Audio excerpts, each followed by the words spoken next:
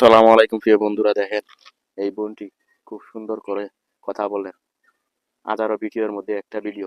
2018 সালে আমি 50 স্পিড লিমিটের জায়গায় 85 স্পিড লিমিটে গাড়ি চালাইছিলাম। পুলিশ আমাকে পুলাবার করিয়ে প্রথমে ড্রাগ টেস্ট করে তারপর বড় একটা টিকিট ধরিয়ে দেয়। তারপর বড় একটা জরিমানা দিলাম, ড্রাইভিং লাইসেন্সের 6.2 খেয়ে ফেললাম, আবার গাড়ির ইন্স্যুরেন্সও বেড়ে গেল। আবার গাড়ি চালানোর সময় আপনি যদি মোবাইলে কথা বলেন তাহলে 5 পয়েন্ট এবং বড় জরিমানা। আমাদের বাংলাদেশের মানুষ বড় বড় দেশের কালচারটা ফলো করে, কে কতটুকু খোলামেলা পোশাক পরলো, ভ্যালেন্টাইন্স ডে ফলো করে, হ্যালোউইন ডে ফলো করে, আরো অনেক ধরনের কালচারটা ফলো করে, কিন্তু মানুষের সেফটির জন্য, নিরাপত্তার জন্য যেটা ফলো করা উচিত সেটা কখনো ফলো করে না। বাংলাদেশে মানুষ শুধু ক্ষমতায় আসতে চায় নিজের পকেট ভরার জন্য, তাদের ছেলে মেয়েদেরকে বড় বড় দেশে পড়াশোনা করানোর জন্য এবং লন্ডন, কানাডা, আমেরিকায় বড় বড় বাড়ি কিনে রাখার জন্য। কিন্তু যারা ক্ষমতায় আছে তাদের উচিত বড় বড় দেশের সেফটির জন্য যে সিস্টেমগুলো চালু করা আছে তাদেরকে ফলো করা এবং আস্তে আস্তে সেই সিস্টেমগুলো বাংলাদেশে চালু করা। বিশেষ করে নদীপথে এবং সড়ক পথে একটা সুষ্ঠু এবং